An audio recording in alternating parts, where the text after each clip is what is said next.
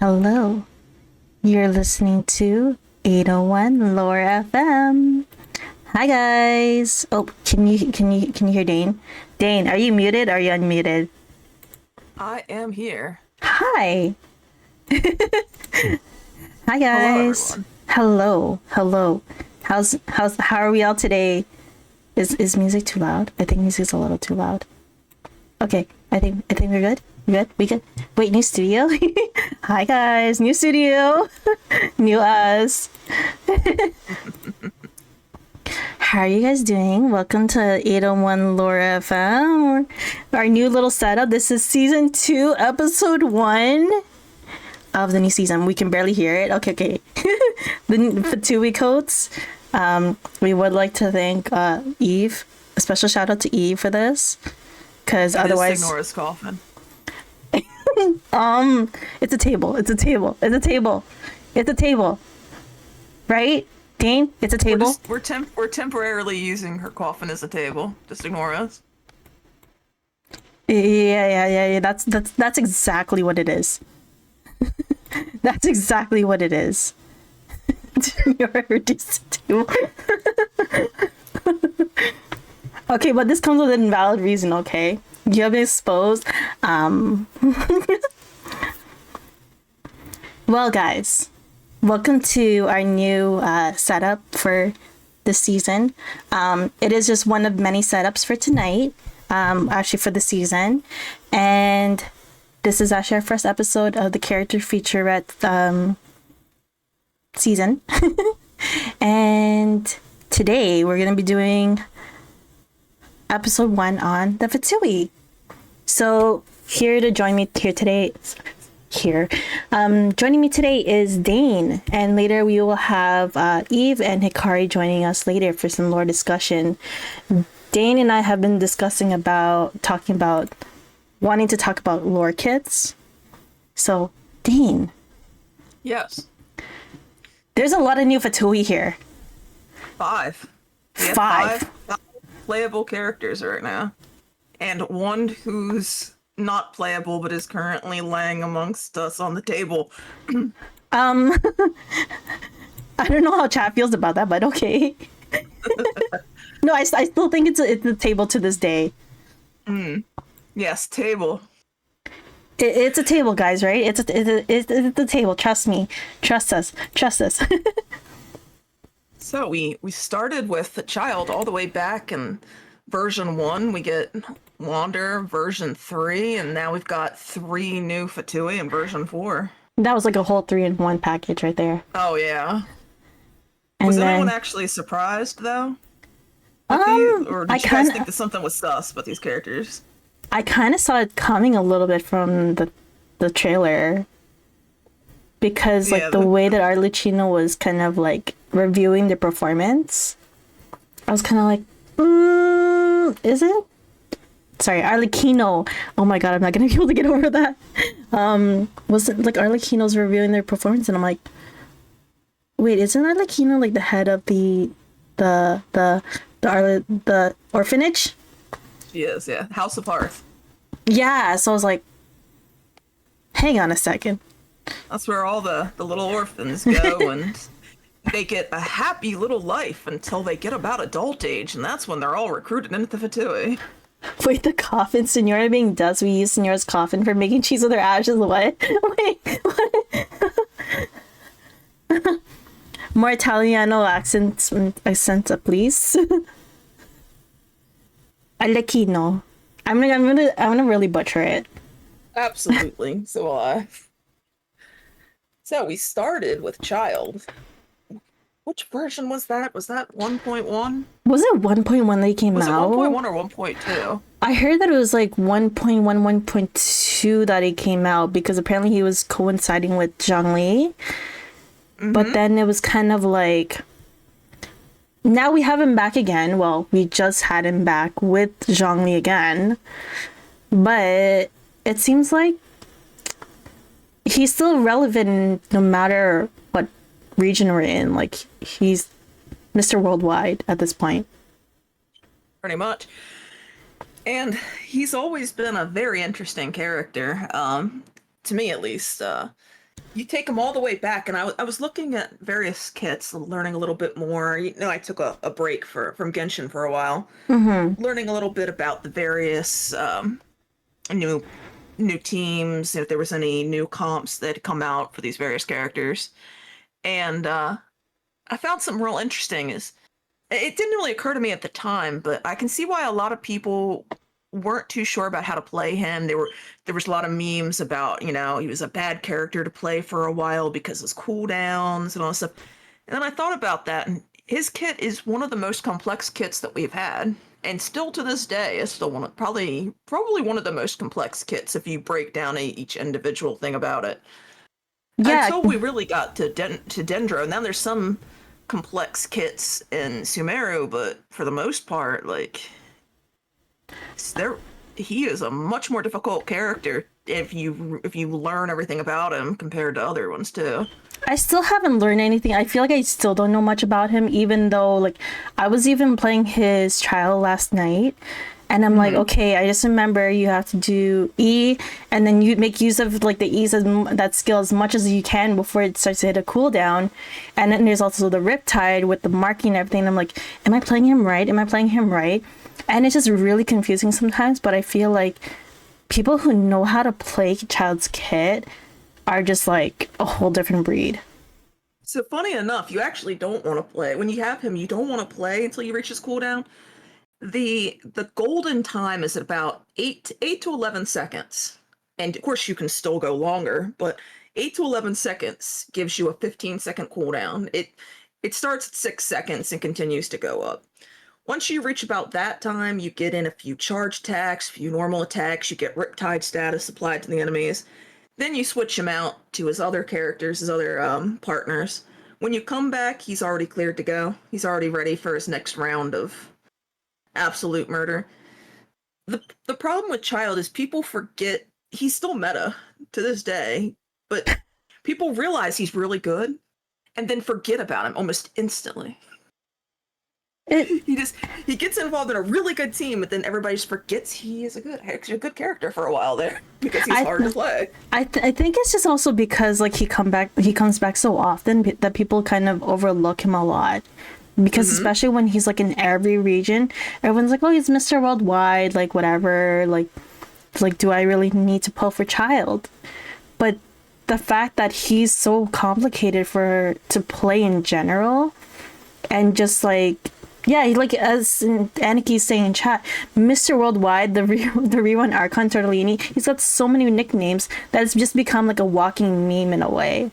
And I feel like that meme part of him has just been taking like the meme part that's been spreading the Genshin community has just overlooked how he's like useful, but like it's just very niche.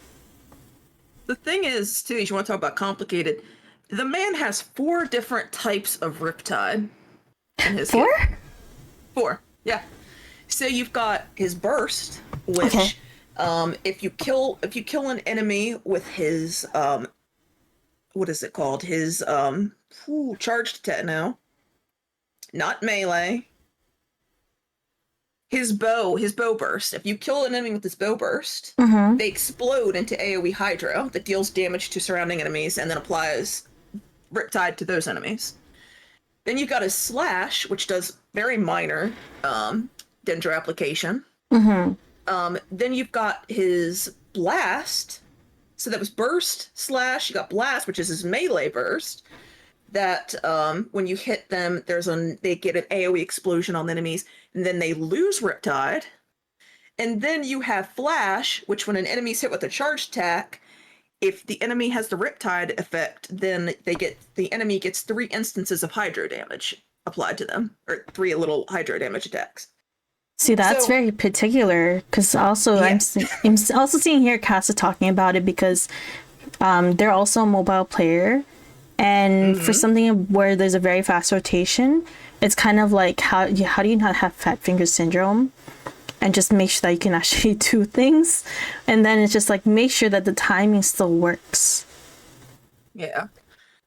The thing with him, too, is he's definitely difficult, I imagine, for people who have high ping to play, because he is very technical in how you want to play him to get the most amount of damage.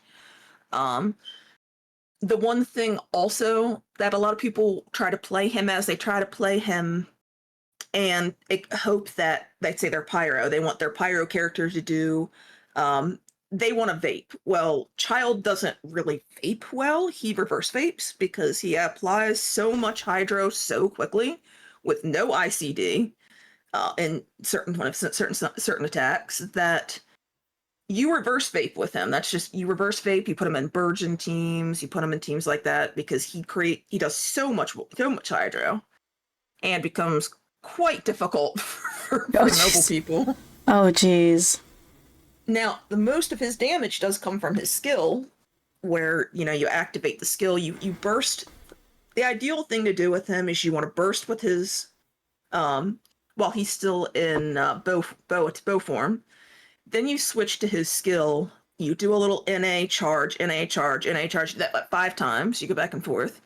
Then you jump out, go back to his bow to immediately switch to another character. And by the time you do your burst for Benny or whatever other characters you got, by that time, you come back and now he's done. He's ready to go. He's ready to start all over again. If you run him well, or if you get some ER on him, that he can usually burst every rotation. Because his melee burst, fun fact, 60 energy. It removes Riptide. 60? If you burst 60 energy. Now, if you burst with his bow form, it's still 60 energy, but you get 20 energy back automatically. And it then applies the Riptide status. So you burst with his bow form when you want to then attack a bunch. And if you want to kill enemies quick, let's say you're in Abyss and your enemies are close to dying, you can then melee burst, because melee burst does more damage. It just removes the Riptide status, which you want to keep when you're doing other stuff. But if you're like real close to the end, do it and you'll probably kill the enemy. Oh, geez. Well, speaking of like Abyss and like runs with killing quickly and also the ER needs, there's also another character that I know that also from the Harbingers, or well, former Harbinger, if we'd like to call it that, because I've seen that you definitely need a character like C6 Farazan to really batter him and make sure that he's really doing the biggest damage possible. Scaramouche. Yes. A who? A who? A who? Who? Yeah, Scaramouche has a decent amount of, I believe he needs, it was like 130 or... He can need up to 160 to 170% ER to burst every round, if he wants to burst every round. Now, if you're C0 or C2, or if you're C1 or below, you don't burst every round, because most of your damage comes from your NAs. But he is a character that really needs, he doesn't really need Farazan, but he very, very strongly needs Farazan. Well, chat's literally trying to correct us right now, saying Wander, not Scaramouche. Yeah. Or I'm sorry, dude is Scaramouche in me. Hat guy. He'll always be hat guy. He'll be a hat guy to me. That guy, yeah, hat dude. Now the thing about Scaramouche, while Child's really good at AoE and single target, Scaramouche or Wander is really only great with single target. He doesn't have any sort of AoE built into his kit, but he is a very interesting character. He's a very good driver. Both he and Child are very good drivers. Do you know what a driver is, by the way? No. I was going to ask you to explain that to me, actually. So the term with driver is basically, so you have your DPS, you have your helpers, and a driver is a character that essentially takes another character's actions and improves on them. So Child is a driver for Pyro and a reverse vape, because there's a lot of Pyro, and then Child kind of takes that while he's active on the field and basically causes reactions. It's basically a reaction-based type of character. So so in terms of reactions, he's very, because animal characters, they kind of just like, you can actually tie them with a lot of different combinations, but considering that the ER needs and his AoE being very limited, It's Hmm. kind of like you have to have a very niche team. A team I thought was interesting that I saw for Wander. Uh, of course, C6 Farazan is always recommended, Hmm. but I saw some people recommending Venti even because of his Venti. ability to pull people in. Yeah, a three Animo, one Flex is actually a decently common team that's recommended for Wander. Now, It how do you also really handle? reduces, huh? No, sorry. Go ahead. It also really reduces his energy needs. Well, because they all batter each other in the end, right? Mm-hmm.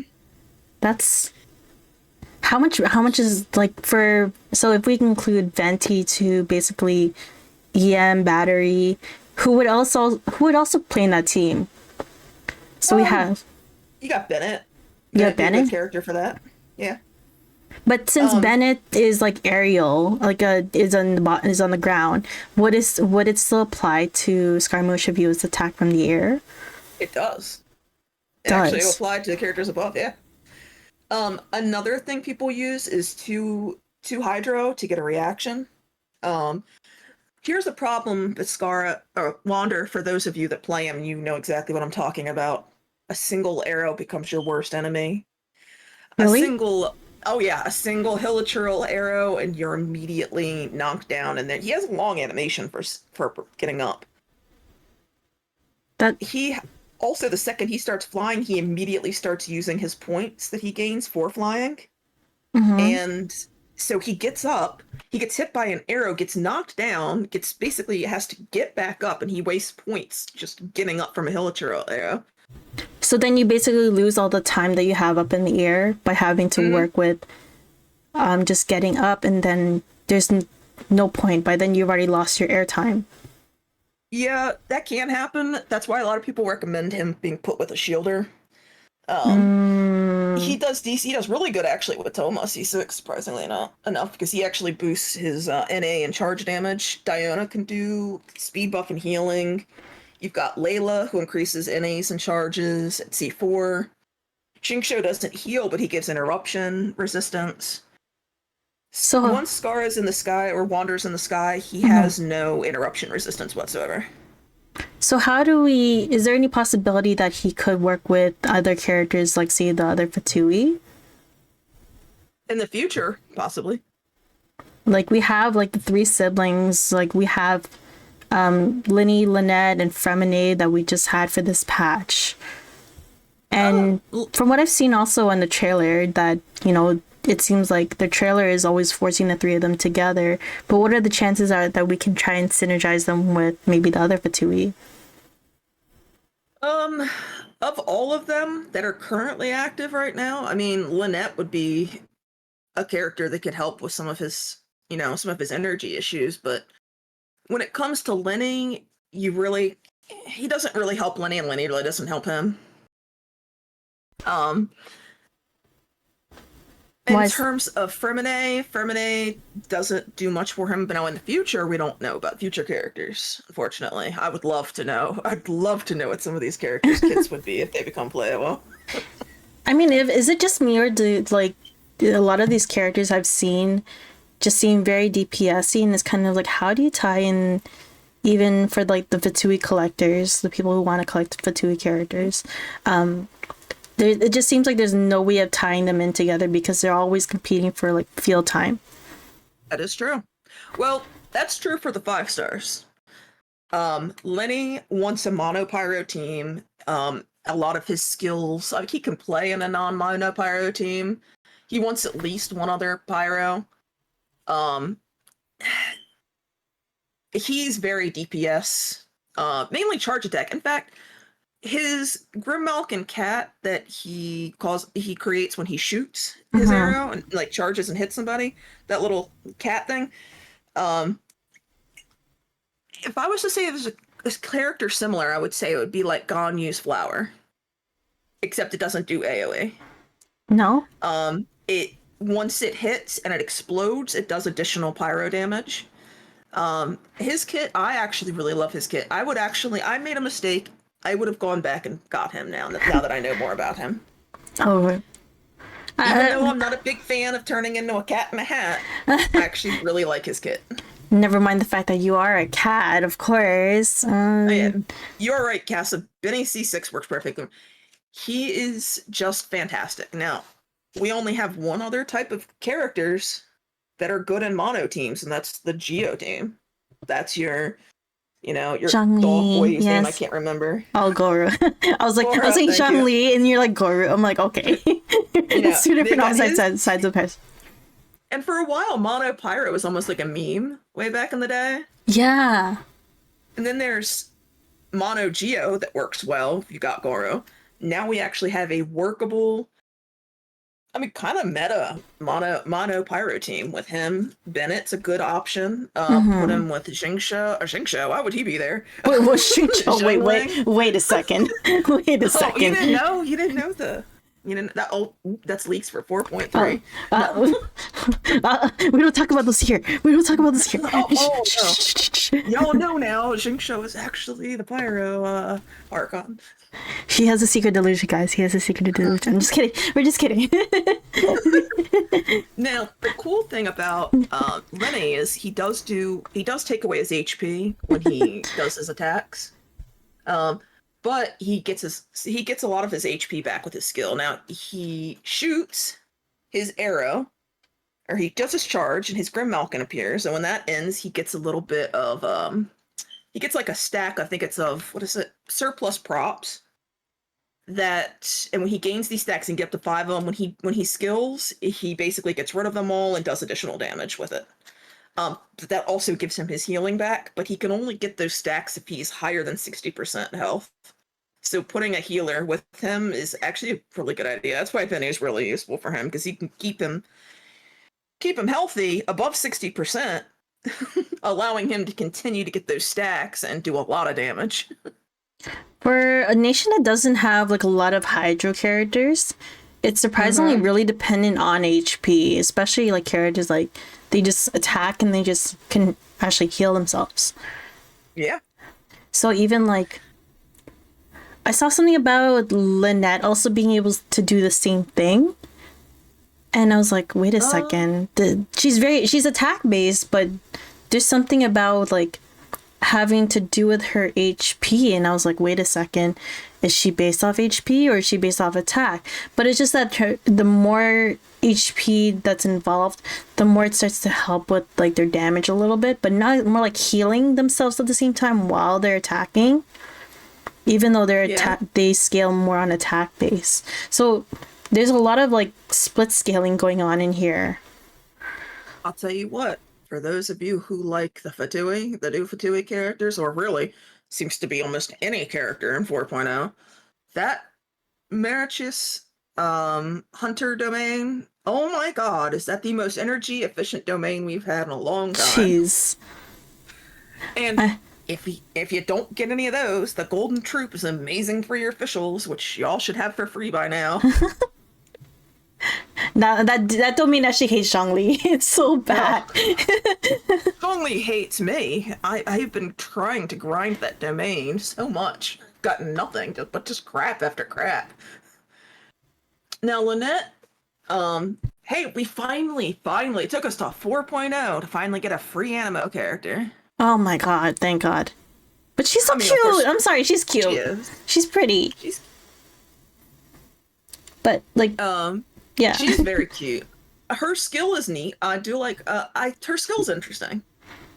So for the most part, you're not gonna use her normal attacks outside of C6. Because once you get C6, I actually haven't used her yet. I've been planning to.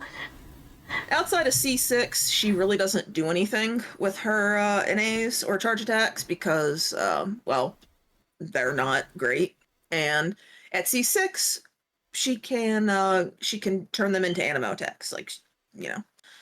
But on her skill, honestly, I didn't know this. I learned this actually today. Funny enough. Her skill has the tap and because of course I haven't played her either. The tap and the charge. Tapping does animo damage very quickly. Just one animo damage. Yep.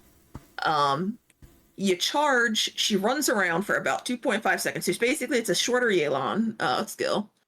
She only damages one enemy. Just the one, unlike Yelan who can hit all of them. Now of course, Yelan's 5 stars, so that's a little different. Yeah. And Yelan's just broken. But either way, she still gives you the same amount of anima particles, still takes the same amount of HP. Just skill's just really useful for moving yourself around the battlefield. That's basically it. Moving It's yourself on battlefield, moving yourself open world. That's it's the only very use. quick. It's very quick, and you kind of have to. She's kind of sub DPS in a way, but then you also kind of have to really be watchful of the timing because it's a lot more shorter than a regular character would. It is. Her burst is kind of cool. She gets 12 instances of animo damage, and about 4 to 5. I think it's 4 to 5 with an element that she swirls with, one element. And it goes up to 8 to 10 if she has C2. Here's the fun part. It can't be snapshotted. So if she leaves and goes to another character, like you choose changing their character, she loses her snapshot, so her stuff gets weaker. If she was in Benny Burst. So what? Who else could tie in then in that case? Like if she that sounds like she would have to really be the DPS or do the burst DPS on that point. So you'd need to have someone active while she's doing her burst. So if she can't snapshot, who else would we be able to activate before we switch over to Lynette? You just basically would want somebody you'd want to Benny burst or something like that, like right as you switch to her. Like right before you do that, you immediately switch to her, you immediately burst. But you don't want to necessarily leave until you're good to go. So maybe bursting and then E. Like, give it a second, basically. Here's a fun part. Here's a fun thing I found. You know how everybody here that has their Kazuhas knows that the first thing Kazuha always swirls is Bennett's burst. Yeah. She does not swirl Pyro first. What really? She swirls Cryo first, then Pyro. Yeah. Do you think it has to do with like the whole sibling lore maybe? Possibly, but she breaks down, she does Cryo first, then Pyro, then Hydro, then Electro. In terms of priority. I was not aware of this. Until I thought it was weird. I looked up a little bit about it, and yeah. All the like theory crafters that were showing, I was watching videos on it and everything. Yeah, she goes Cryo first. So would we be able to throw Fremine in the mix a little bit here? You could. Fremine is probably the character I know the least about, I'll be perfectly honest. He's a physical DPS, where he shatters. He reminds me of if Chongyun got put in 4.0 and then they changed his kit around a little bit. And then focused mainly on his skill instead. I have tried to work through this kit, and I don't get him. Those of you who play him, what does he do? Eve mentioned earlier while we were preparing for today's podcast, Eve literally described Fremine as Diluc but with Cryo. I'm not sure how that works, but that sounds like you need to be very fast and also be able to throw around the physics of Claymore, considering that he is a teen model and not the adult model. So he needs to be a lot more faster on that end. Yeah. Now, I know he can be run as a Cryo build. I have heard about this. I know physical is still his best in slot, which is very unfortunate for him considering the absolute disrespect that physical gets in this game. Where everything is elemental based. Oh my god. I know he has a real high ER requirement. I believe if he is alone, get this. If he is alone and physical, he needs almost 200%. What? To burst every round. To burst every rotation, he needs about almost 200%. Is that on C0? That's C0. Okay, so what if you go to C6? When you pass C2, his ER requirements drop by about 25% in physical and 30% in cryo. That still doesn't sound like enough. Now, if you put him with Fischl, of course, Fischl is Fischl, and she just batters everybody like she's Duracell. She can lower it to about 150 to 170 if he's alone. Yeah, it's still a lot. Like, that is pretty high for a character who doesn't gain a lot of energy from what I've seen of his kit. Well, Now, yeah, sorry, go ahead. that's like thankfully though he has some decent like unlike Wanderer, he has some decent free to play weapons at least. Um, Fermine is actually decent about that. Not Fermine. Lenny's actually decent about that. Child's amazing. Child's got some great choices Okay, for all levels of play. so you would recommend out of all the harbingers that we have right now to go with Child? For people that think that they can handle the kit, handle the complexity of the kit, it's not as hard as it sounds. Once you learn it, it's a pretty easy thing to get used to. Um, if you're a free to play person, the character that I would say the most complete at C0 is Child. Mm-hmm. And honestly, up to C6, he only gains like 20% extra damage all the way up to C6 when you break down his DPS from 0 to C6. Um, Wander gains about 69%. He's still good at C0. He's really good at C2. Um, Lenny's great at all levels. Like, he just keeps consistently getting better. But if you're looking for a character that's good at C0, I would say Child and Lenny are probably the easiest for someone to jump into. Child and Lenny.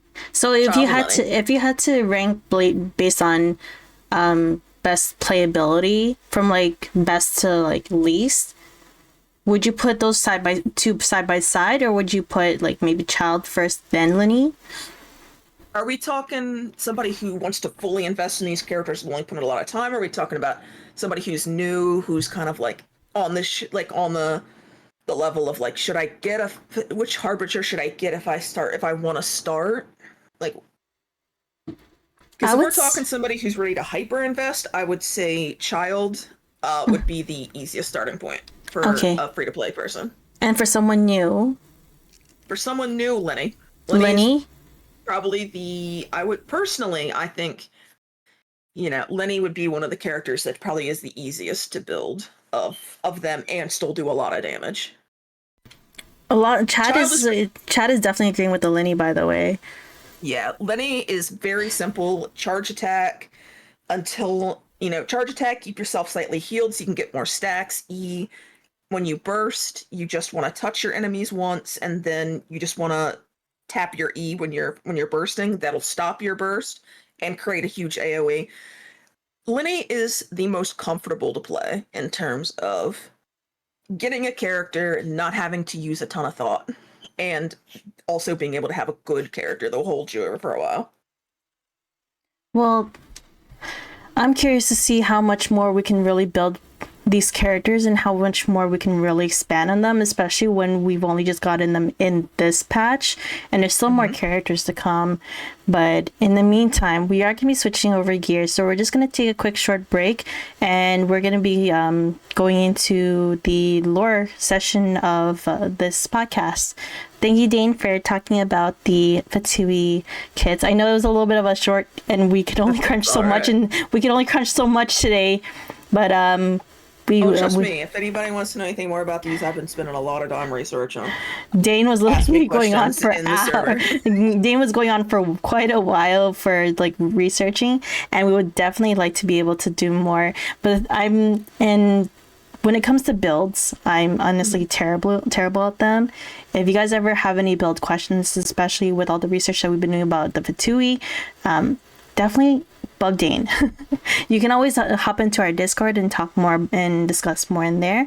But we are going to take a short break. We will be right back. Until then, if you guys need to grab anything to hydrate with, feel free to do so, and we will see you in a bit.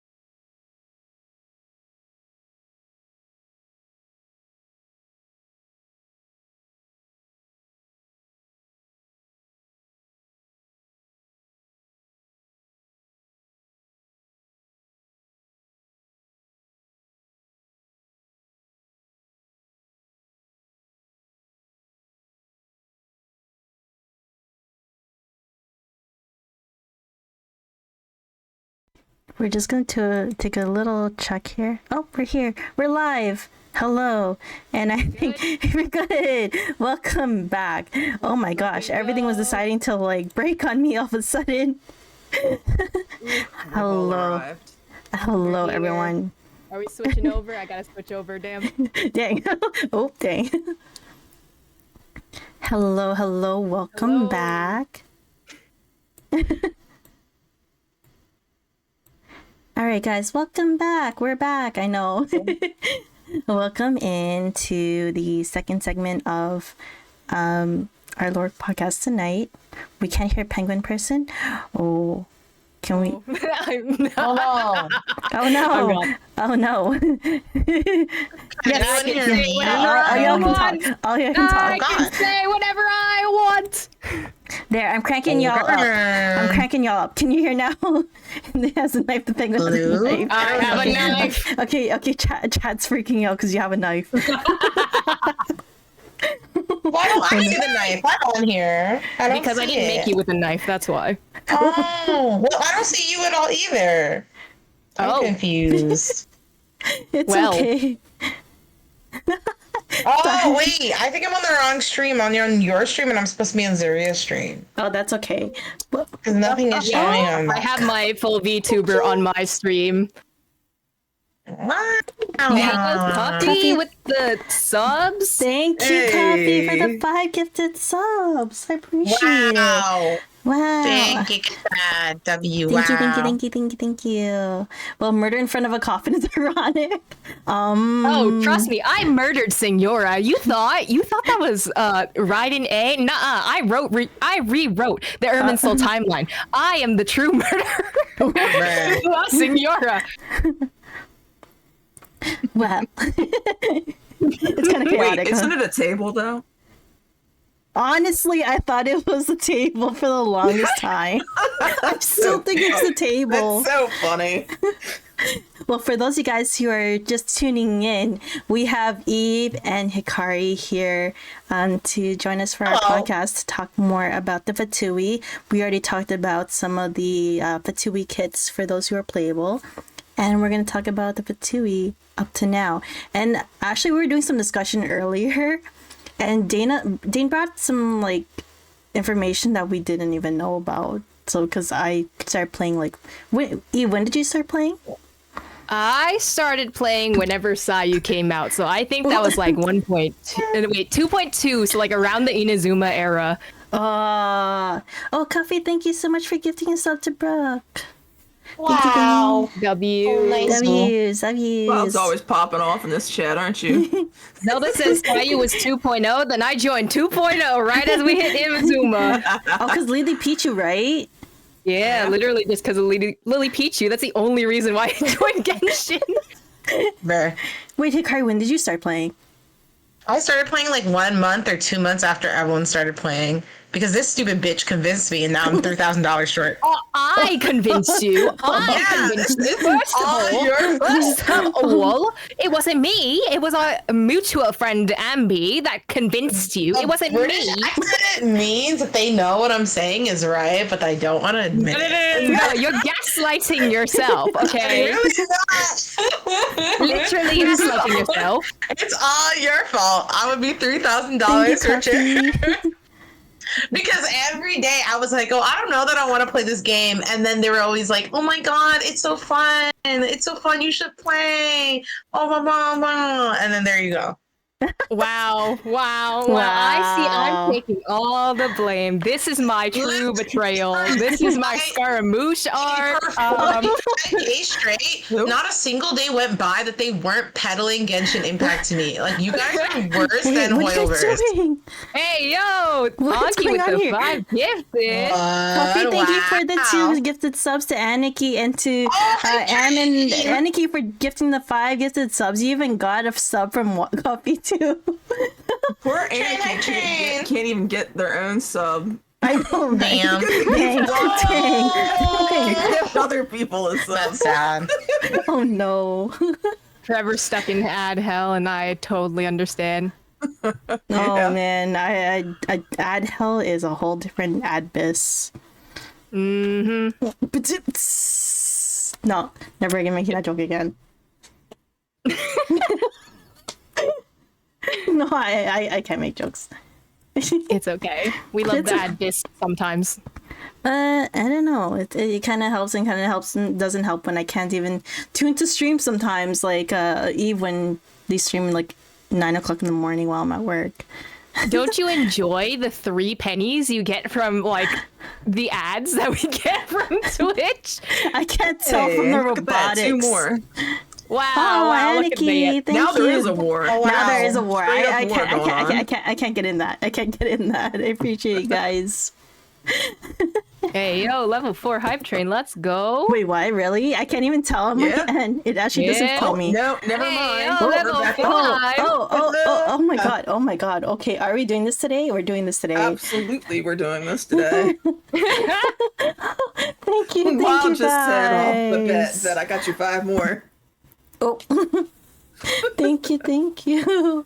We're just being here and just talking and being our crazy selves and being as I mean, Zaria like, said, yeah, let's combine like the most chaotic people in one room and call it a day. no, I was like, should I ask Hikari, who's like the child apologist, and then like, should I ask Eve? Okay, let me ask Eve first, and then Eve's like, I don't even like the I'd like to Fatui. correct something. I'm not a child apologist How dare because you. child didn't do anything to apologize for. First of all, I'm not going to talk about There's Leah. no apologism to be had.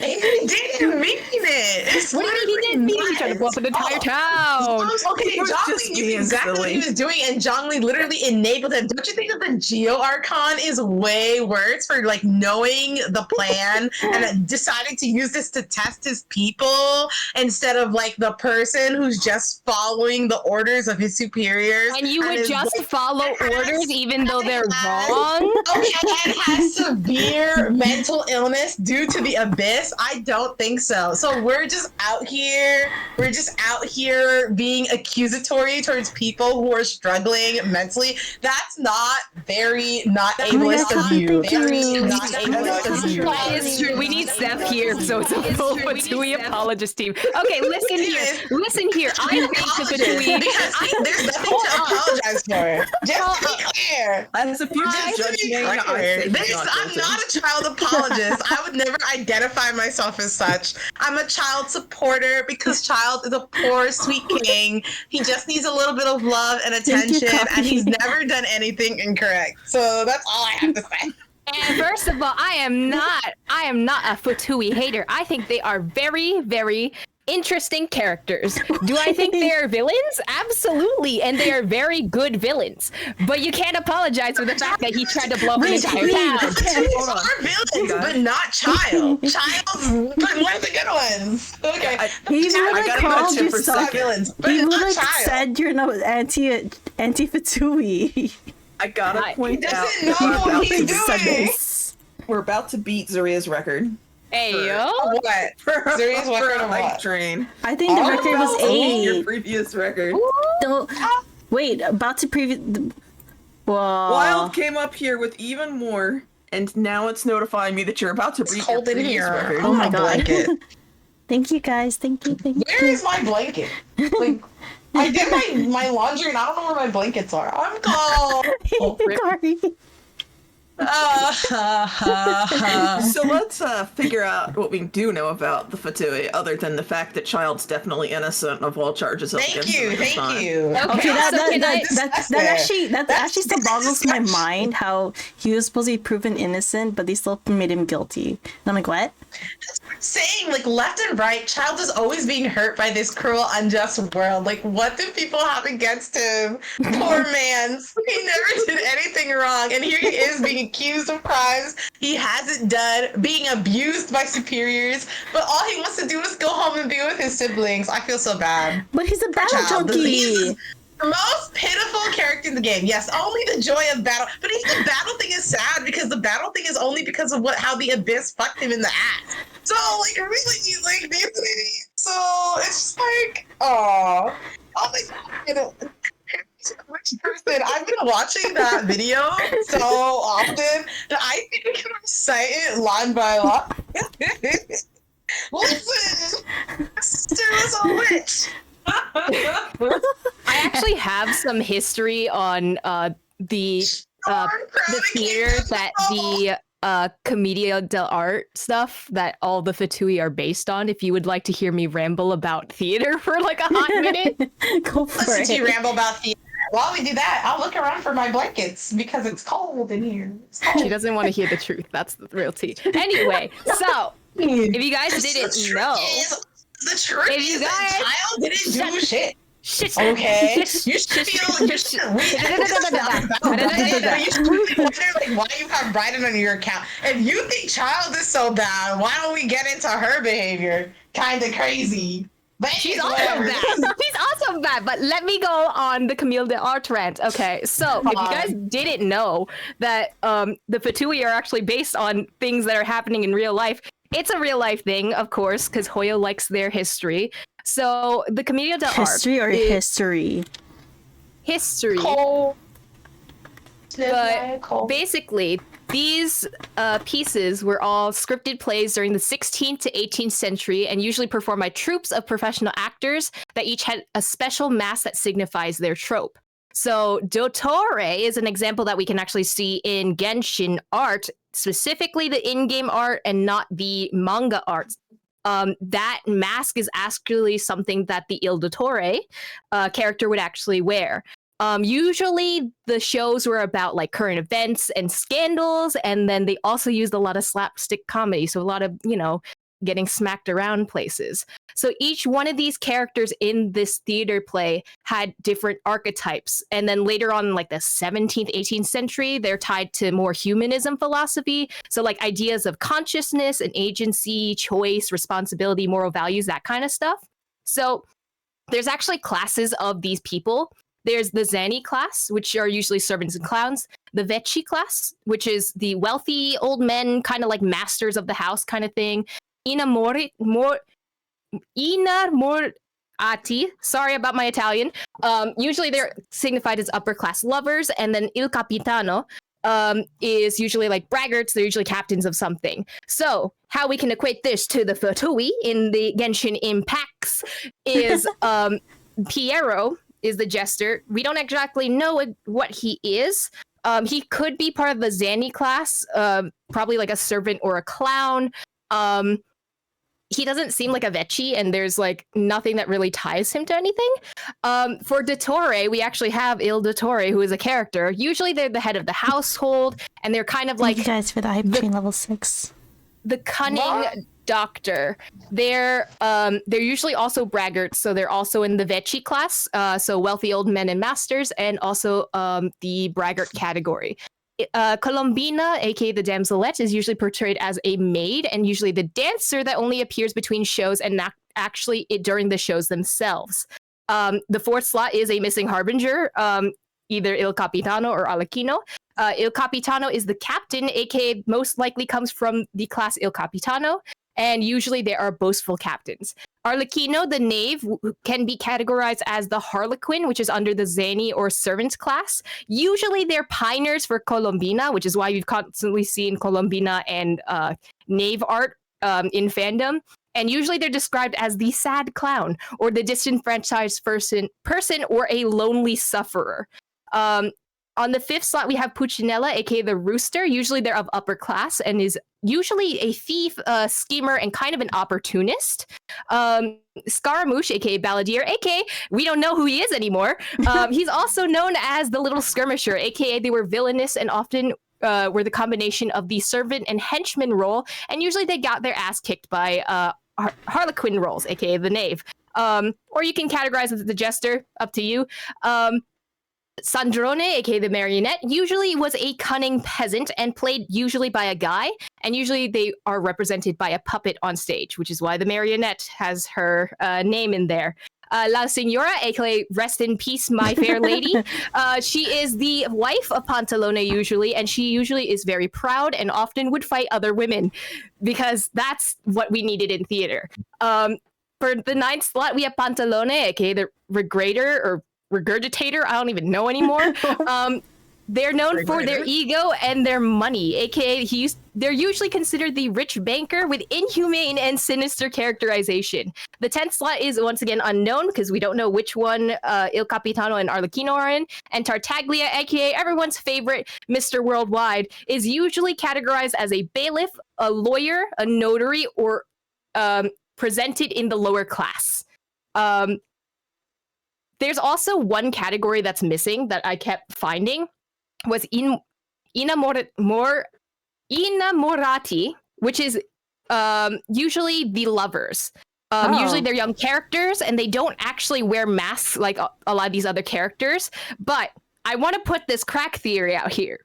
If we take this out of the romantic context, they could be alluding to the twin travelers, since every story involving the lovers usually surrounds these two characters until they're reunited again.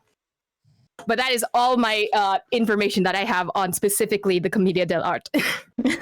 Well, that's a lot of information because it kind of helps us figure out. I found blankets. Oh. I'm so warm. Yeah. But it does kind of help us figure out what their future roles are going to be in the end, though, because we kind of get a little gist of idea, because it kind of does tie in a little bit, especially when we saw all the Fatuis in that one trailer. I was like, oh my god. Because I think we were kind of like trying to predict what every Fatui's role is going to be in the future, and seeing the Tori was kind of like, should we be scared about what's going on and what's going to happen? Like the fact that we got probably like one of the really strong harbingers in the story, and now we're going to be dealing with Arlecchino in this next patch. Like what are we expecting to see now that we have Arlecchino's role in this? I hope Columbina like appears somewhere. Because people ship them together. I think the ship is really cute. But I also feel like it only exists because Columbina has long hair and Arlecchino has short hair. Like, if it weren't for the dichotomy, like, Arlecchino is, like, the strong one, and I don't know, because, like, you know, they're, like, opposites of each other. But then, like, I think it's really nice, but I also am like, oh, we don't know too much about them yet. I don't know. For Arlecchino, I wonder if in the next plotline, since we're going into, like, the jail or whatever, we will discover some more of, like, the way House of Hearth like works, or like how they get people so bonded or whatever, like their secrets, stuff like that. Or maybe not. It's cold and I don't know anything. I mean, the thing with oh, sorry. No, go ahead. Oh, the thing with like Columbina as well, because she has historical ties to the Knave, aka the Harlequin. It could just be that they are. That's also a secondary reason why they tend to be shipped together.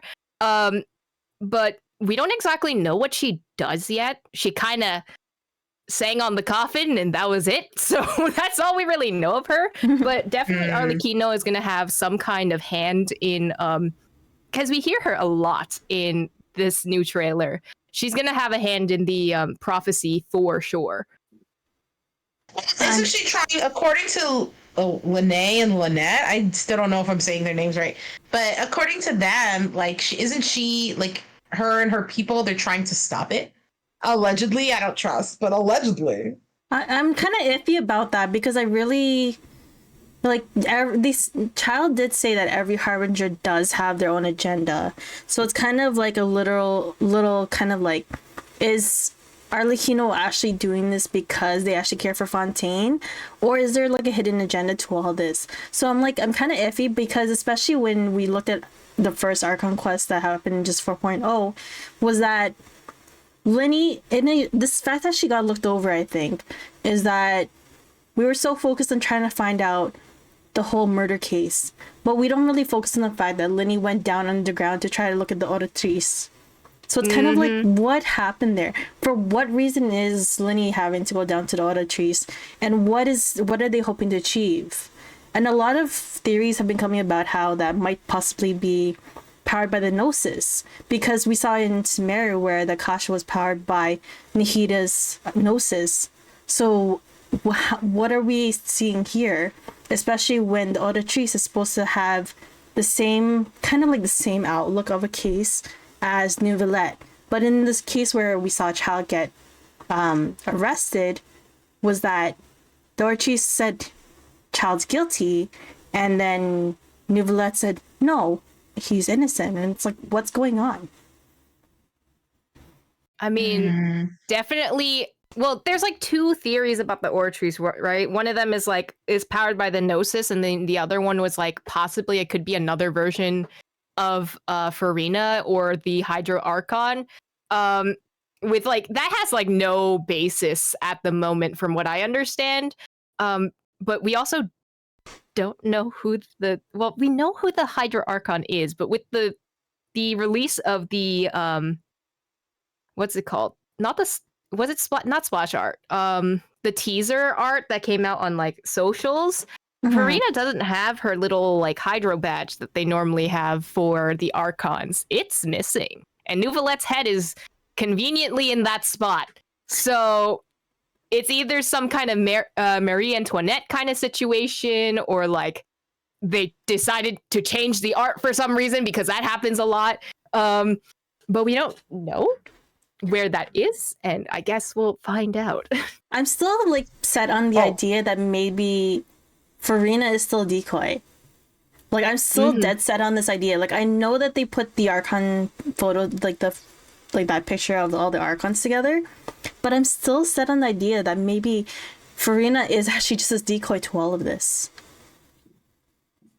Like, what are the chances are that, because like it's always about his judgment and like he's practically ruling Fontaine, but then you have like Farina being like celebrity syndrome, so it's like kind of like what's going on here a little bit, because like she's going with whatever he decides, especially with the Auditrice, like passing judgment as. Oh wait, we're getting off track, aren't we? But slightly off track, but it's slightly off track, but that's okay. But that's okay. I have a point to bring up regarding Arlecchino. Like, Arlecchino. Do you guys remember the fortune slip?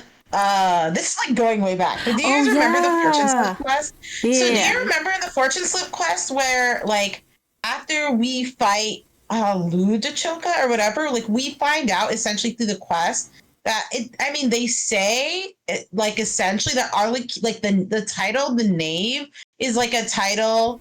Like it says that the House of Earth was set up by Arlecchino, but according to Momoyo's intelligence, like the Arlecchino who is Arlecchino right now was also a member of House of Earth. So that means that everybody's been saying like, oh, Arlecchino, whatever, like is like the originator or whatever. And then this is something I was thinking about recently, because I'm always clowning on about like how like, oh, I hate Arlecchino because Arlecchino took out these kids or whatever. But what if Arlecchino's not the one who set up this system? So like Arlecchino is just like a title. Do you know what I'm saying? And that Arlecchino had her own name before. Also, like, haven't you guys wondered why they all call Arlecchino father?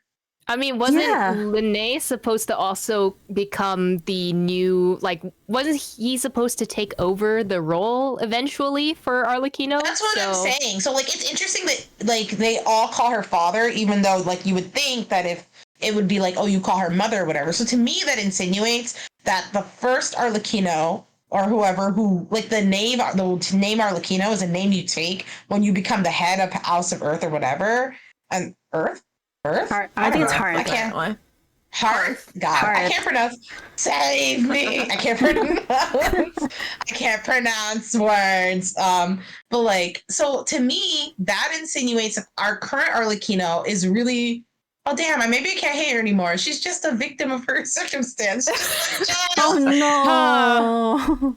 No, I think it's also based on like Arlecchino's personality. No. It could be like the way a mother is very like nurturing, caring, but I feel like the father kind of role comes in as more like very disciplinary, because like while Arlecchino is raising. That makes sense of like with like I said, that quest Momoyo says that current Arlecchino was in the same thing as a child, so that must mean that the title is something that is passed from person to person who becomes head. So then that makes me think that the person who originated it must have been a man, and that's why the title father comes with the title Arlecchino in the name. But this Arlecchino met Linny and Lynette. So it wouldn't be possible. But this Arlecchino could have been raised in this Fatui thing. Like, we don't know the extent of how long the Fatui have been around. But think about who is the leader of the Fatui. We already have confirmation based in that trailer that the Jester, the one who's number one, is a person from Conria, right? Yeah. So then that means that this organization has been around either right after the Cataclysm or maybe a few years after the Cataclysm. But the point is, this organization would have been long enough that it's possible for somebody to have died and then someone else to have taken over the seat. Like how for example, Scaramouche, remember, like when Scaramouche disappears, they said, oh, the 6th seat has been vacant for hundreds of years. That means the Fatui are hundreds of years old. So these positions are not necessarily stagnant. Of course, some of these people may be long living, but that means that, like, it's totally possible for someone else to have been father, died, and then someone else takes that title, and then that's how the House of the Earth works. So Well, Big Cope, that means La Senora's coming back, right? I mean, there is proof mentioned of the Fatui being hundreds of years old, because when we were doing like the prelude for Sumeru, when we had to deal with Wander, like Scaramouche becoming Wander, basically we had to travel back in time and look at how the story happened for Scaramouche and how he became who he is, and that was 400 years ago. Oh, the one thing I wanted to note about the whole father situation is we already know who the next father is. Mm-hmm. We've already been told. So this is clearly a title that's passed, and the current Arlecchino is not the original person who made this. Based on Momoyo's quest, like I was thinking about it, I was like, wait, this is already should be obvious of no knowledge. Based on Momoyo's quest, it's something that passed on. So whoever was the original person who made this, like, organization as like what I don't know. Do we know her number? I forgot. Is it 9? La Senora is 9. Alone, right? Arlecchino does not have a number. Arlecchino does not have a number. She's either 4 or she's 10. Oh. I would honestly, I kind of want her to be 4, if only because that puts her right next to Columbina. You know what I'm saying? She is, do you know what I'm saying? I strongly don't think she is, solely for the fact that one of Child's voice lines about Capitano is that he is so strong and so powerful in a fight that Child only wishes he could be good enough to one day fight him. Damn. But then, well, Child is at the very bottom, though. Yeah, Child. Yeah. So what are the 2 numbers we don't know? There is 1, 2, 3, 4, and 10. So we don't. Wait. Number 1 is be able to wish that, like. Number 1 is Piero. Number 2 is Dottore. Number 3 is Colombina. Number 5 is Puccinella. Number 6 was Scaramouche. Number 7 is Sandrone. Number 8 was La Senora. Number 9 is Pantalone. Number 10 is Missing. And number 11 is Tartaglia. Number 10 has to be 10 then. Wait, Puccinella, sorry, is which one? Wait, sorry? Puccinella, the rooster. Puccinella is number 5. So the 2 spots that are missing for Il Capitano and Arlecchino are 4 and 10. Because I'm kind of like wondering, because they mentioned in that same quest that Hikari is talking about that the top 3 harbingers are also like really super powerful, that they can rival the gods.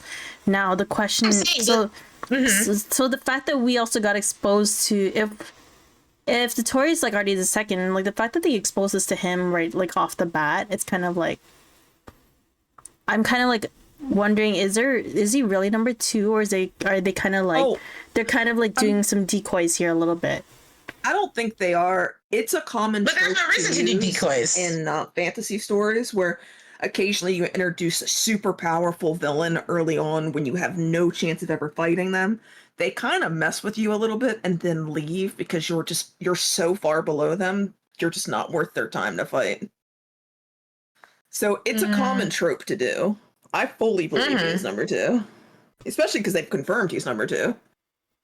Then that would seem weird to switch that up. Like, it's like if they were, for example, let's say like the ranks are not the real ranks, then what is the reason to lie about the ranks publicly?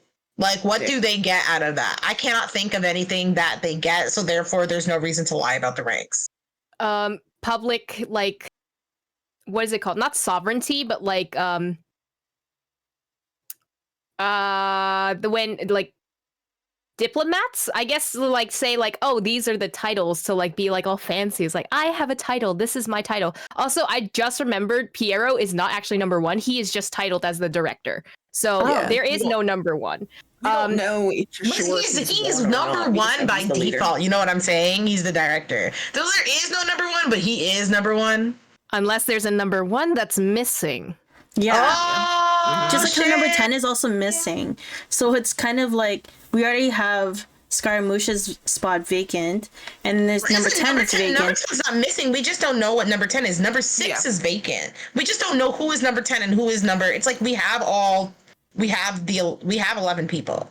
We have a list right now. But also on the fact there's no way that Capitano is number 10 because I agree because of what Child said. I think he could Capitano could be like closer to the higher ranks because the reason for Captain is usually like the lead of the group, but then you also have Piero leading as a director. So what are the chances are that Capitano is actually one of the top numbers? Yeah. I'm gonna play devil's advocate here. Okay, go for it. We do know that who was it? The guy Mondstadt. He left everyone because he was going to Varka. He is said to have fought Il Capitano, and they were kind of like matched in terms of fighting skills. That's the only reason why I could see him as possibly a 10 because Varka can't be that goddamn I don't know. I kind of find that cap. Child even looks down on Pantalone. Like when he talks about Pantalone, he's like, that dude, he just kind of cares about money and shit. Fuck his ass. But then he talks about Capitano like as if like, and all Child cares about is fighting. So we're just talking about their pure strength in battle. It can only like the only possibility is that he's 4. Well, I'm sad about it too, okay? Because I wanted them to be next to each other. But it's fine. It's fine. Yeah, we know Varka is supposed to be strong. Congratulations. Extremely powerful. Fun fact about Piero: we haven't seen him other than that one little trailer. Very nice trailer. Such a nice trailer. He's been behind so many major events so far that you have to dig it. For example, for those of you that are really old in this game, all the way back to 1.1, this man sent, for the Unreconciled Stars event, sent Scaramouche to go investigate the story of the meteorites. Meteorites were causing people to fall asleep and have weird dreams. He knew exactly what those meteorites were like. He knew exactly what was going on. He sent Scara there with no warning. And that's how Scara eventually found out that the stars in the sky were fake. But he sent his ally there with not a clue of what he's facing, with not a clue of the fact that there's some sleeping sickness situation, and just basically tossed him to the wind and told him to, figure it out, even though he already knew. Then this man in 2.2 decides to just really mess with Yoshori Island by re-releasing the Tatarigami by convincing the Orobashi fanatics to destroy the wards on the island, re-releasing it to all of its ills. Also sent Dottore to sabotage the Nakage furnace because Inazuma just takes the big L on for poops and giggles. Let's just destroy everything in Inazuma. He really has something against Inazuma. I don't know what it is. I mean, Inazuma was already a mess on its own, and all you have to do is just kind of like flick the light, and he's just got worse. Nation in that whole world. If you were to tell me like one place that I'd disappear off the map, I'd be like, Inazuma, so much suffering. It's like truly like it's just like not possible to bring it back from like everything that's happened to it. Just like send that country away. Yeah, and then we get smited by like the electricity, the bird bat, there's a snake that has scorpions in it. Like Inazuma is your favorite area in Tavad. Really? So what does it feel like to love pain? That's kind of crazy.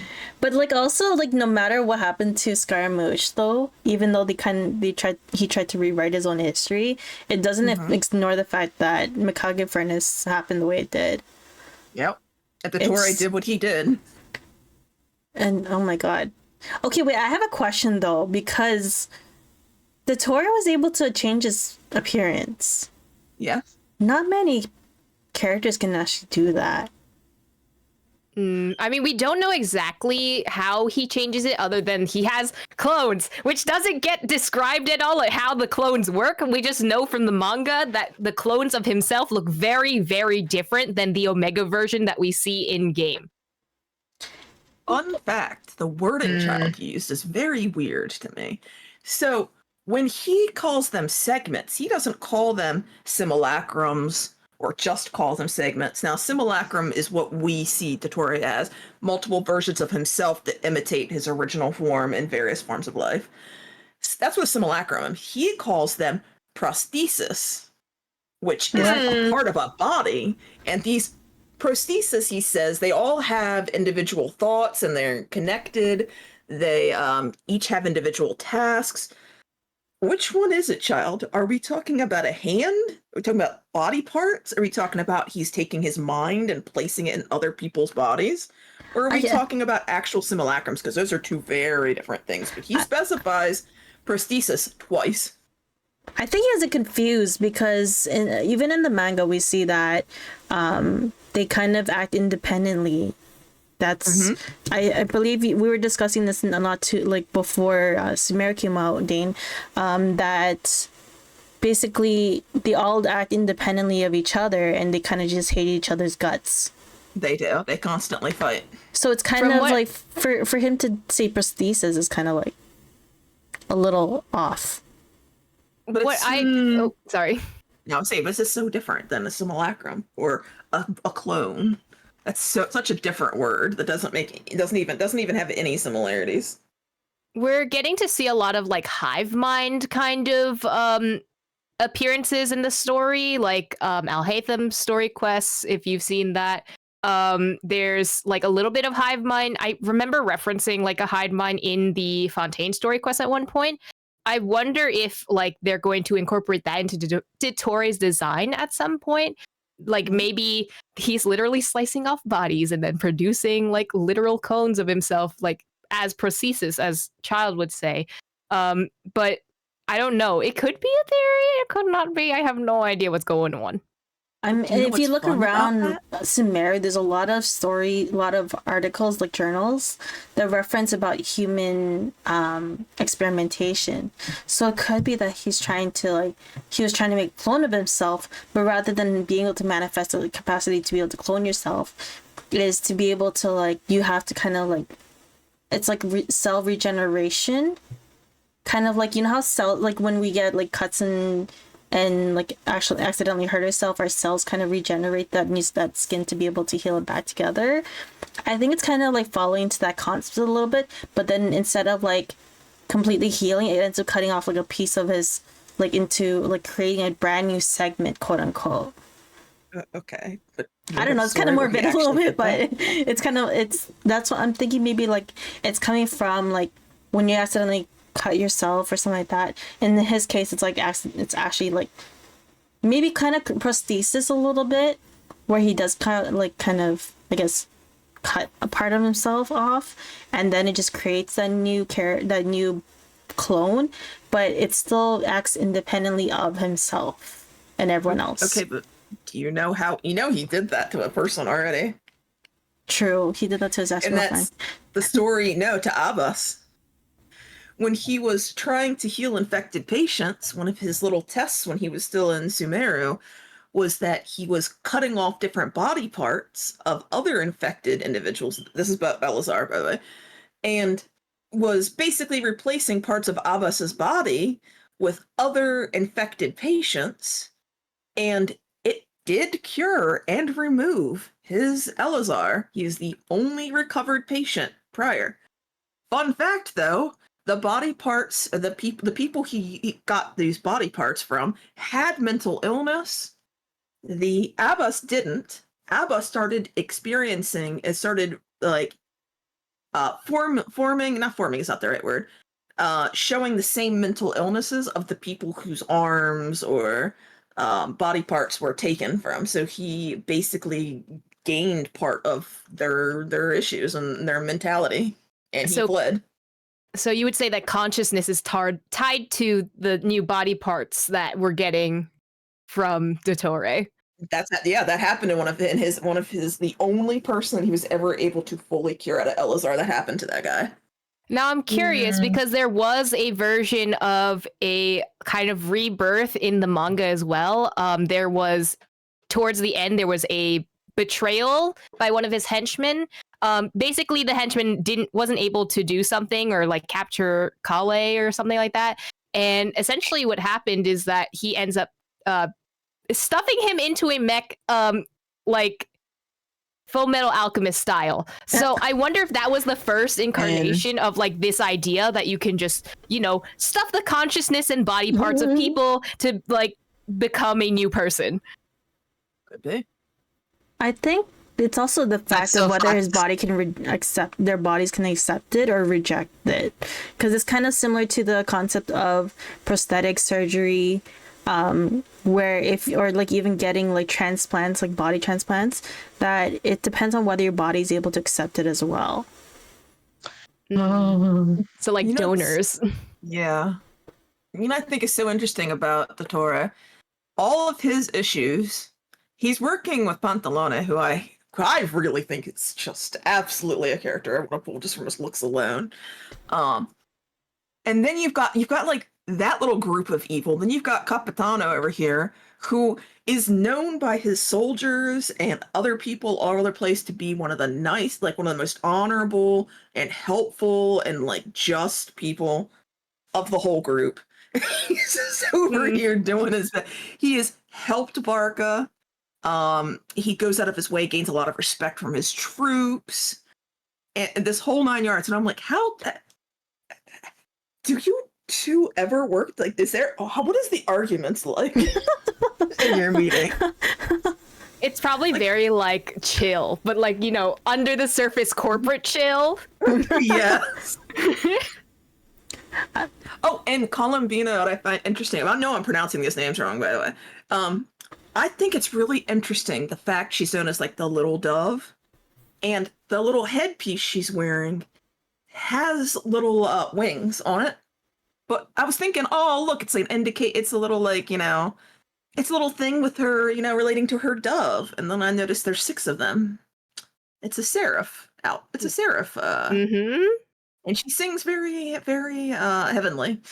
Very heavenly. Kind of like a fallen angel kind of concept. Kind of like a fallen angel kind of concept in a way. Yes, she reminds me. She has the look. She has the weird look, and even Child says that everybody's ranked versus their strength. But she scares him. He doesn't know why she's ranked so high, and it unnerves him. Like, she really unnerves him. Even more evidence that Capitano must be 4. Because, like, I was actually about to say that earlier, that, like, if he says that about Capitano, I remember that he says that about Colombina, that he's like, if you ever meet her, stay clear, because that bitch is crazy. Like, Yeah, pretty much. Like, that's literally what he says. I mean, word for word. Not really, but, like, basically that's what he says. So like, to me, that like really confirms that they must be next to each other, and Arlecchino is 10. I mean, that it's weird that he is so like creeped out by her, and since we don't know anything about her, it makes me even more curious about her. Like, think about it. She is ranked, right? She's ranked above Capitano. Like, yes. She's right. So she's scary. First, even think about it further. Think about who she's ranked right below. It's the guy from Conria, okay? the dude who used to work for the Sumeru people and like literally was like, I want to build neo-human shit, whatever. I want to create a person who can rival gods. So a mad scientist. The guy from Conria, and then it's her. So it's like, who the fuck are you? Thank you so much for the 6 months. Hey, let's go, Mochi. Thank you, Mochi. Wow. I mean, going on with that, honestly, we've been seeing a lot of biblical iconography like throughout Genshin. So your fallen angel theory is probably on the mark. Yeah, I do wonder. I was wondering if he would ever get people from Celestia. Like, would we ever get characters from there. And you know, if this crack theory is correct, it'd be really cool to see why Would be cool. Celestian is here. Well, the thing is, I've always been theorizing that Paimon is from Celestia and lost her memory. Definitely. So then, She's got all the same motives as that that's what I'm saying. god. Like, so I wonder if there's only a way to like observe. We've only seen her in that one thing, but if there was only a way to see Columbino like one more time and see if there's any like similar motives to Paimon, we could maybe like do a little bit more with that. But like right now, there's like so little that we know. It's just that one. It's that one picture, that one video. Of her acting crazy on the coffin, like oh yeah. Oh god, yeah. Speaking of motifs that are just interesting, I am really surprised of all characters we got in Fontaine that we so far haven't seen any indication of Sandrona. And I really thought we would see her with her mechs and yeah, I thought we would see her too because of the mech stuff. Okay, but we the literally fact have that 3 like regions and Catherine, nothing else. Yeah, but Catherine, I'm like a lot of people have been so convinced on Sandroni being like the one who created Catherine because because of like the way that she looks is exactly alike, and the fact that she is a robot, and I don't know, we kind of like waited like for how long. For just before, like it wasn't until Smear that they finally like, oh yeah, she's a robot by the way, and she's a Fatui robot. She's a Nine robot specifically, and they called that out. Throw that out there, and then Paimon's like, "Whoa, that's like a really huge lore drop that you just did there." And then we moved right by it. I was like, "Hello." I was like, "Haven't we been known this?" Like, I think because also at this point, everybody believed it, and nobody believed Catherine was. But I think people expected the lore drop to happen like in a more impactful way. They just really just kind of like throw it out there at the end, and they're like, "All right," and then it's just so like not climatic compared to how people were expecting it to be. He just like, oh, by the way, I'm taking this mech for a ride, and we're like, oh, that's a mech. Damn, okay. That's a mech from Snezhnaya. So I've been talking to friends with this AI, this machine the whole time. I wonder who's on the other end of that. Right? Hearing my stories. Oh, speaking of like mechs that are probably based off Sandroni. I don't know. I'm still convinced about this one, and I know this is kind of way off track, but considering how a certain someone is banned from Snezhnaya, yeah, listen, Diluc was in the right, even though he committed some war crimes. Listen. No. Hear me out. Diluc never did anything wrong. Hear me out. Would say otherwise. Also never did anything wrong. All right. Okay, hear me out. Adelind is probably a Catherine bot that's been recreated. I didn't hear this theory yet. No. You're saying Adelind, the possible cannibal, is Snezhnayan bot. They don't know what the cannibalism thing is about. Snezhnayan bot that maybe Diluc just decided to be like, hey, let me rework this. This doesn't make any sense. She actually talks like a human, and like she talks like a human, but she looks like she has the same facial structure. She just has different hair color. Also, I'd like to point out, I think she's been with him for a long time. Like, I think she's in the family. And she hasn't aged. Meanwhile, everyone else in the house is aged. She's aging well. Oh, so because my mom looks like she's 30, even though she's 55, she's a robot now. She's a robot from Snezhnaya. You know what I'm saying? Like, she's ChatGPT. She like learns off of training documents. Like, now you got to think about it this way: Diluc and Kaya are only in their early 20s. We know this because the manga, it was when they turned 18. It was 2 years between the manga and the book. So that's 20. And then it's been 3 years in the game. So they're only 23. And I don't know they didn't tell us how old Kaya is, but I assume based on the imagery we see as them as kids, he's probably 21.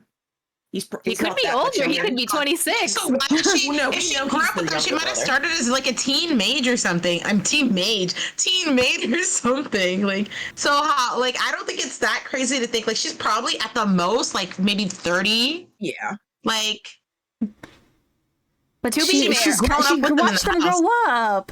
I'm gonna put extra fire in this Delulu theory, okay? Remember how this is crazy. This is some crazy shit. we do have evidence that they did interact at least somehow with the Fatui at some point, because Krepus had a delusion and we don't know how he got there. And there's theories that he could be a missing harbinger and we don't know how he got the delusion. Okay. Everybody here is wild. Who knows? But he didn't even have his own vision to begin with, did he?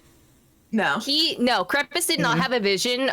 He was actually very proud that Diluc actually got a pyro vision.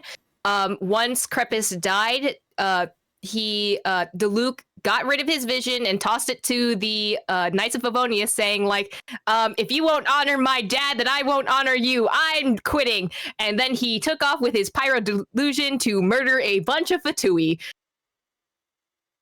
Deserved. I think like also he's still Diluc a had war no idea. criminal. I would like to say that. I would still like to notify that he is still technically breaking a lot of Geneva conventions, okay? But it doesn't mean that I'm going to be Delulu. He can have bad traits, okay? Okay, but fun fact, even after he's been banned and they absolutely are horrified by Diluc's actions, they still send diplomats to go do things like have him drink fire water and get absolutely knocked out drunk for 3 days. So they're like, stay out of our country, but we'll come see you. Don't come here. But do you also think that maybe in that case, that like if we are going off Eve's theory about how maybe Krepus was one of the missing harbingers, that maybe they think that Krepus passed on some secrets to Diluc, and that's why they're trying to like really just kind of knock him out and just be like, no, never, like don't. But at the same time, they should be trying to kill him rather than like trying to keep him out.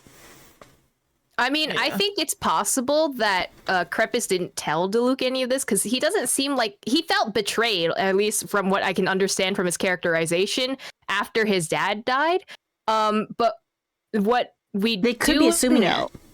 Yeah, it could be that they're assuming it, but it seemed like he went out on that mission not only to be like, yes, my mental health break will be to murder a bunch of Fatui, but to be like, to find out more information about what happened, or at least that's what the manga tried to say, at least. The 2.6 in-game, the whole backstory with his skin tells a different story, and it was more like, it's time for you to go on a mental health retreat, murdering a bunch of people. Look, he just needed to get a little excess energy out, that's all. He's still a war criminal. Not the excess energy. I am.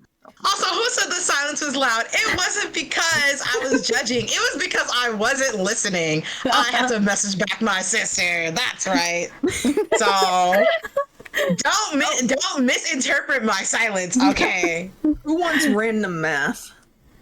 Oh, is this sure? What's the game? What's the math? Is it at 10 o'clock? Wait, is the game supposed to come up at 10 or 11 math? Why would I do the math? So the random math is the Fatui, each harbinger. It's 11? No. Say psych. Please say psych. You've got the Fatui, and each one of them has their own division, right? You got the harbinger. He said each has their own division. A division is classified between 6,000 and 25,000 troops. Now, of course, they're not going to have them all in Genshin, or they're not going to have them all in the game, but as we know, game worlds don't, the overall lore is very different than what you actually see. So we're looking at each harbinger being controlled, having 6,000 to 25,000 troops, which means their army, because the harbingers are the military side of the Fatui, is looking at about 66,000 to about 275,000 troops. Today's army, that's equivalent to the island of Cyprus or Colombia. But if you go back in time, yes, that's their military sizes. If you go back in time, then you're looking at, and you compare, because Russia, Snezhnaya is supposed to be Russia.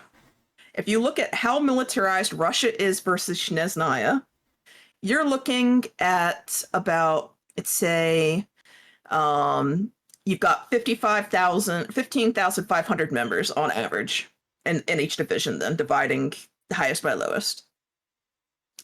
Or 750,500 troops. Snezhnaya, if you take the Number of military versus the total population. Snezhnaya should be home to 16 million 100,000 people. That sounds like cap. No, That's actually based. That is what the actually like per number of soldiers versus 1,000. It would go to 16,000. Okay, but are we talking like as in population, like in general? Because in the overall lore.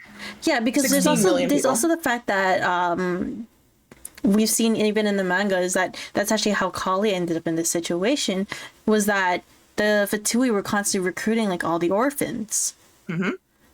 But here's a fun fact. The children. Sorry. The orphanage. Here's where it gets a little fun to me. Sad. So Russia is 1.8% of the world population. If you take the world population and you look at Snezhnaya, the number of Snezhnayan people, you are looking at a world population based off of that of 1.58 billion people. That is the same population as the dawn of 1900, which, fun fact, a lot of the technology in-game is roughly around the early 1900s.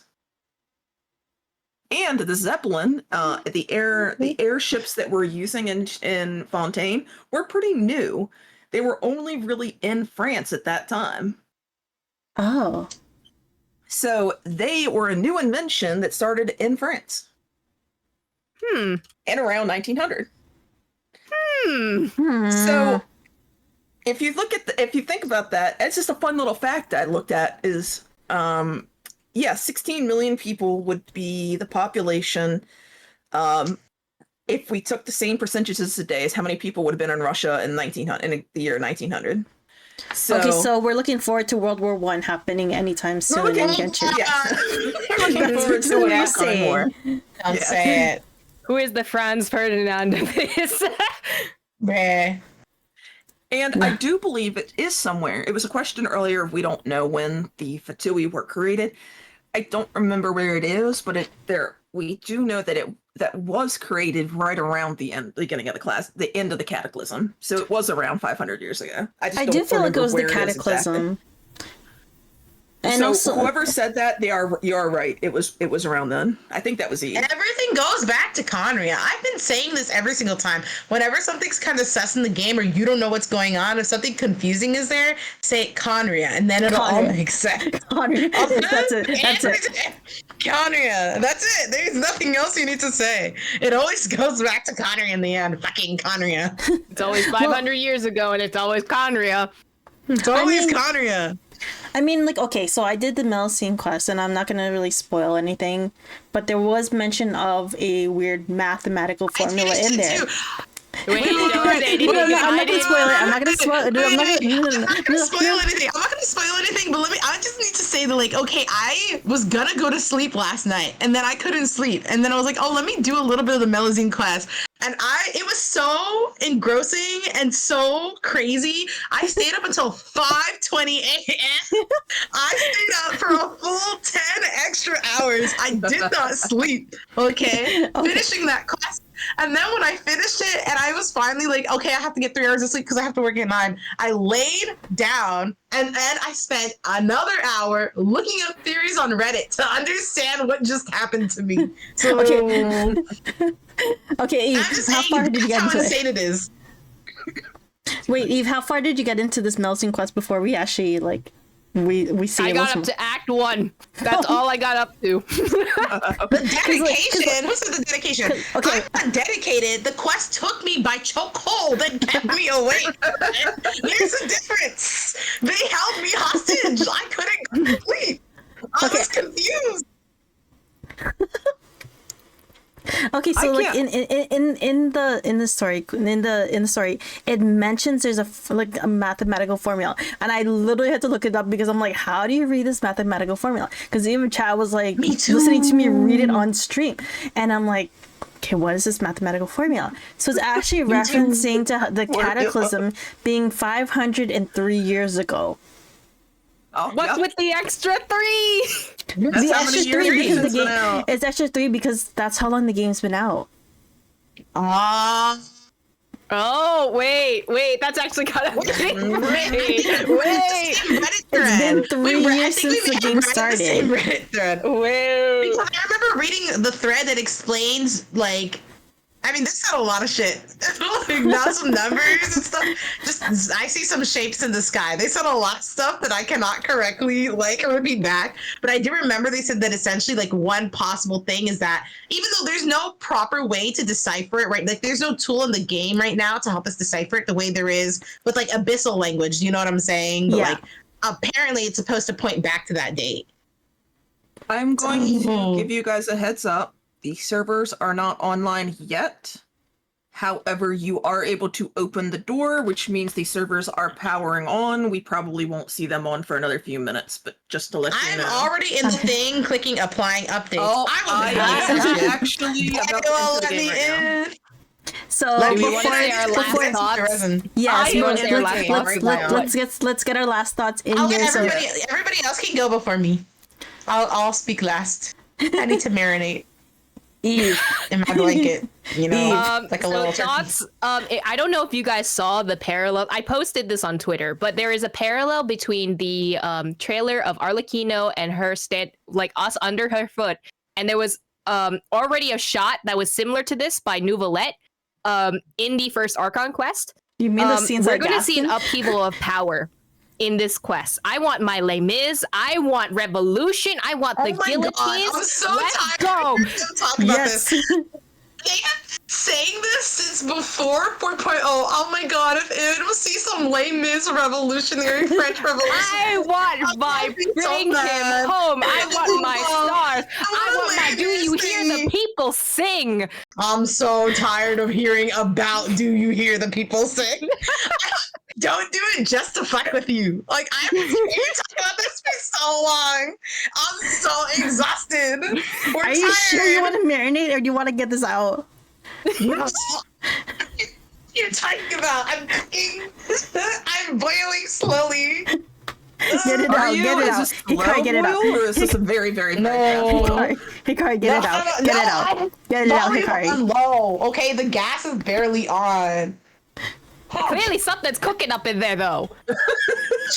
You leave this shit because I'm tired of hearing you talk about it. Okay, I'm sorry if I like my little musical theater and I want the do you hear the people sing? Okay, I want I want the Marie Antoinette off with their head.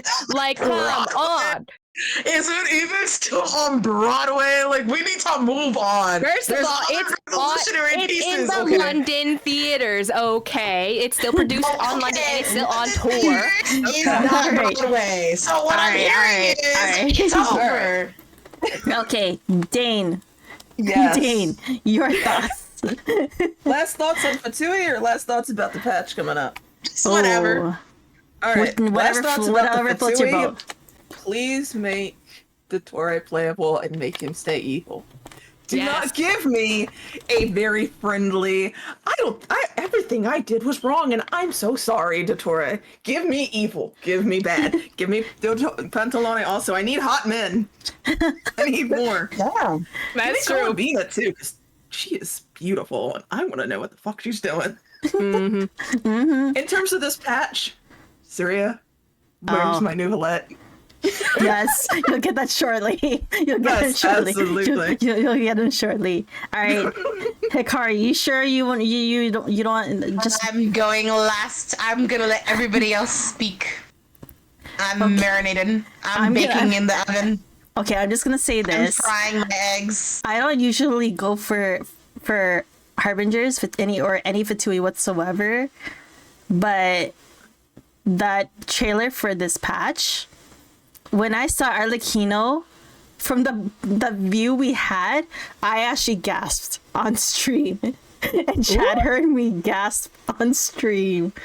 It was like a whole, like, Arlecchino can actually step on me. And I do not say that about anyone. I never say that about anyone. I'm really looking forward to this because this is a whole different, like, this is like a whole, like, oh my god kind of patch. If I didn't have something special going on at work tomorrow, I would not be at work tomorrow. It is a time for celebration. I'm still saying get the guillotines, okay? I want baguettes. I want to know what's going on here. I really do. And I'm also curious to see if all my theories are breaking apart or if they're cooking. All right, Hikari. Okay. Hikari. I'm going. I guess the last thing that I want to say is I'm glad that we all proved child's innocence today, and we have all agreed. Oh my god. You never did anything. This ain't the right recipe. This isn't the right recipe. I'm really glad that we settled that. I'm also really glad that we settled that Les Mis is myth. You saying Les Mis is a myth? There are much better works of art about the French Revolution, and it's overdone. Okay, so I'm really glad that we settled those two things. Feels really good to get that out.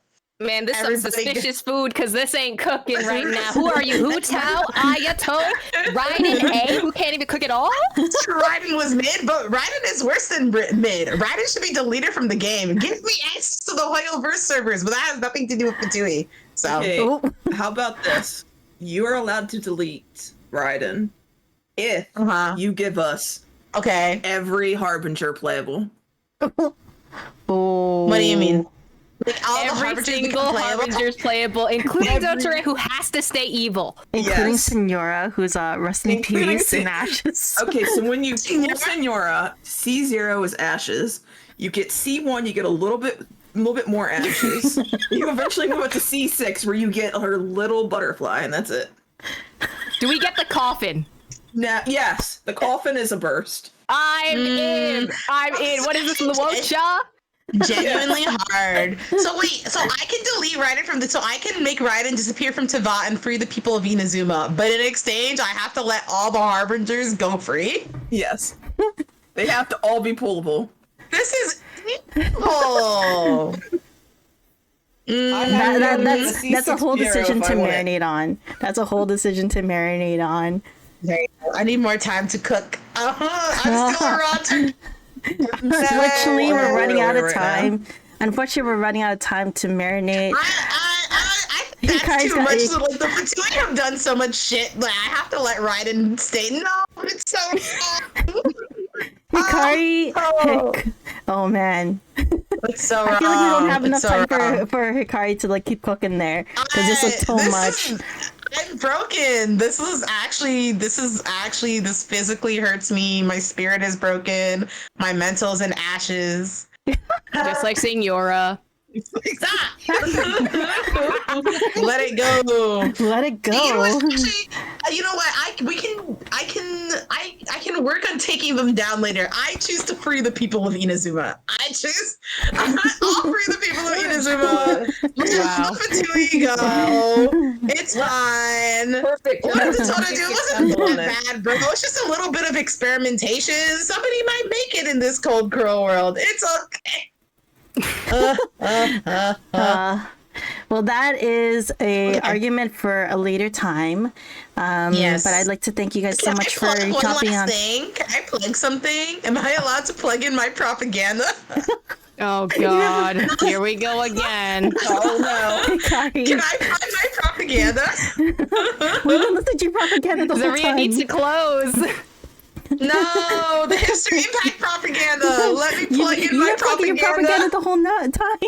No, I didn't plug Hipster Impact. Okay, that's different. Let me plug Hipster Impact. Oh my God, I don't know if I want to start asking what Hipster Impact is. No, don't ask. End the show. It's time to cut. Close lights. Exit stage left. Did you say you would want to know what Hipster Impact is? Hipster Impact is the fastest growing grassroots movement on the North American server to make Aloy do 1 million damage and to build characters whichever way you want.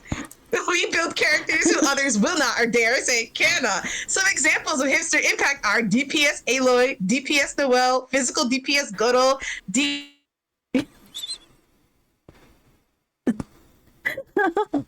today. Wow. She's still going. I'm done. It's over. Are you sure? Are you sure? Please let it end. Every day is suffering in this. Hipster Impact. You will free yourself. It'll feel so good when you embrace the every DPS. You don't need supports if everybody's strong enough to live on their own. You are born into this world alone and you die alone. True. All right. Thank you so much, guys, for hanging out today, for being on today's podcast. I'm going to conclude here today. That was our episode of 801 Lore FM featuring the Fatui. We hope to see you guys in 6 weeks for the next podcast, where we'll talk more about other characters in Genshin. Until then, thank you guys so much for hanging out on this podcast. We will be closing off. And thank you guys so much, Eve, Hikari, Dane, for being on here today's show. Say goodbye to everyone. Thank you for inviting us. Thank you.